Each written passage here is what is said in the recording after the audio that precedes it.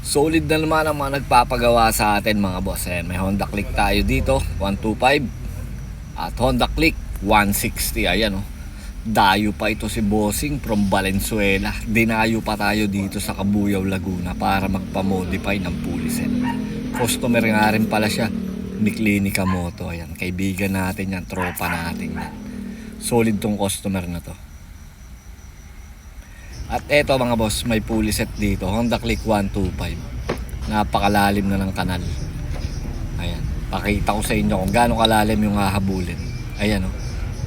Lubog na lubog yung gitna mga boss. Bugbog na bugbog sa gamit. Dahil ang may-ari nito ay driver ng Angkas at Food Panda.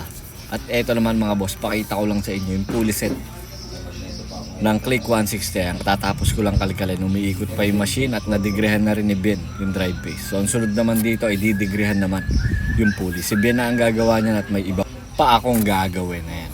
Ito yung mga nagpapagawa sa atin niyan. Ito yung Click 125 orange, yung sinasabi kong Angkas Rider Lalamove. Ito naman Click 160 galing pang Valenzuela mga bossing. Dinayo tayo kahit napakalayo. May sticker din siya ni Clinica Moto at nakapagpagawa na rin daw siya kay Clinica Moto. Shoutout sa'yo, Boss Clinica Moto. Customer din siya nun. Kahit napakalayo, dumadayo talaga si Bossing para makapagpagawa. Ayan. So fully set ang gagawin ko dito, yung kalkal at degree para sa Click 160 na ito. Kaya maraming salamat po boss sa iyong tiwala at pagtitiwala sa aming munting shop. Eto na, yari na yung para sa Click 160. Ayan, oh. Parang salamin, oh. At si Bossing talaga ay napangiti. So nilighten na rin ni Ben yung kanyang drive pace kasi ito ay nabaklasan na sa takbo. At may ni-request pang isa si Bossing kung pwede daw palakihin yung butas nung lagayan ng Y-tool dahil sila Bossing ay nagdi-DIY. Ayan, ito yung kanyang Y-tool. Hindi kasya, hindi maisuksok. So malambot lang ito, kaya pinagbigyan na natin si Bossing. At si Ben din naman ang gagawa niya.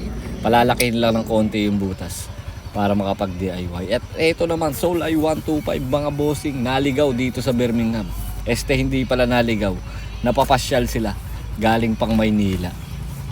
At hindi nga sila umabot ng Birmingham, tumirik, nag-loose compression sa takbo. So gagawan na lang namin to ng paraan para lang makarating sila Bossing sa kanilang pupuntahan at makauwi pa ng Maynila. Kaya naman itong paandarin at ayan niya, umaandar na. At eto pa, yung iba't ibang motor na nagpagawa sa ating kaninang umaga. Hindi na nga rin napicturan yung iba, pero maraming salamat po mga boss. So always ride safe and God bless po mga boss sa inyong lahat.